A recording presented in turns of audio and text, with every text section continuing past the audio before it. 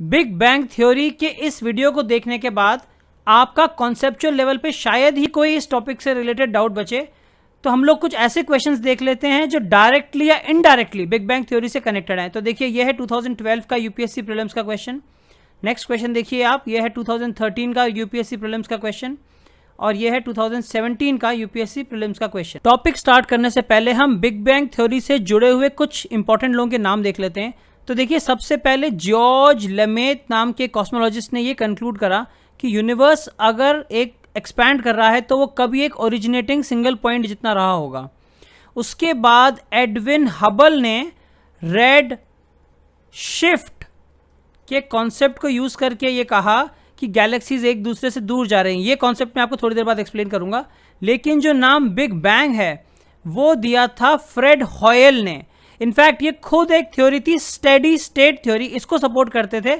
तो big bang के concept का मजाक उड़ाने के लिए इन्होंने ये नाम बिग बैंग दिया था। आज से 13.7 बिलियन ईयर्स अगो हमारा जो यूनिवर्स था वो इतना छोटा था कि हम कह सकते हैं कि वो एक ऐसा स्फीयर था जिसका जीरो रेडियस हो। तो जीरो रेडियस होने से क्या होगा? इससे ये होगा कि उसकी जो डेंसिटी है वो इतनी ज़्यादा हो जाएगी कि हम उसे कह सकते हैं कि वो इनफाइनाइटली डेंस था। दूसरा, हाईली कंप्रेस्ड होने के कारण उसका जो टेम्परेचर है वो भी इनफाइनाइटली हॉट हो जाएगा। और तीसरा, उसका जो कर्वेचर है वो भी इनफाइनाइट हो जाएगा। तो इस स्टेज को कहा जाता है सिंगुलैरिटी। तो जो बिग बैंग के पहले की स्टेज है उसको हम कहते हैं सिंगुलैरिटी। और जो सिंगुलैरिटी की स्टेज है उसके ऊपर प्रेजेंट लॉज ऑफ फिजिक्स काम नहीं करते, क्योंकि हमारे जो प्रेजेंट लॉज ऑफ फिजिक्स हैं वो इस अजम्पशन पे बेस्ड हैं कि जो स्पेस और टाइम है वो फ्लैट है और स्मूथ है।